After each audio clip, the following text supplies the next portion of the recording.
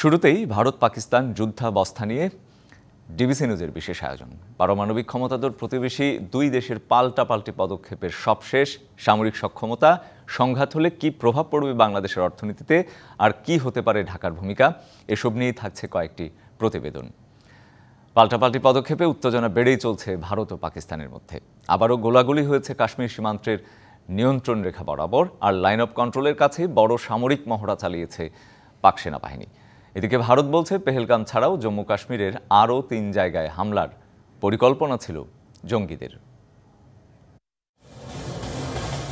টানা অষ্টম রাত ধরে কাশ্মীর সীমান্তের ভারত পাকিস্তান সেনাদের মধ্যে গোলাগুলির ঘটনা ঘটেছে। নিয়ন্ত্রণ রেখায় কুপওয়ারা, বারামুলা, পুঞ্চ, নওশেরা ও আখনুর সহ ৭৪০ কিলোমিটার সীমান্ত জুড়ে পাল্টাপাল্টি জবাব দেয় দুদেশ। একনল হ্যান্ড ওয়াশ ১০০% প্যারাবেন ফ্রি, তাই নিরাপদ হাতের জন্য আস্থা রাখুন একনলে। চলমান পরিস্থিতির মধ্যে সীমান্তবর্তী এলাকার লাইন অফ কন্ট্রোলের কাছেই বড় পরিসরের সামরিক মহড়া চালিয়েছে পাকিস্তান সেনাবাহিনী। অংশ নেয় ট্যাঙ্ক, কামান ও ভারী অস্ত্রশস্ত্র সহ সজ্জিত সেনা ইউনিট। গোলাবারুদ ও তাজা গুলির ব্যবহারেও অনুশীলন চলে বলে নিশ্চিত করেছে পাকিস্তানি গণমাধ্যম জিও নিউজ। এদিকে ভারতীয় গণমাধ্যম বলছে, শুধু পেহেলগামই নয়, জম্মু কাশ্মীরের আরও ৩ জায়গায় হামলার পরিকল্পনা ছিল জঙ্গিদের।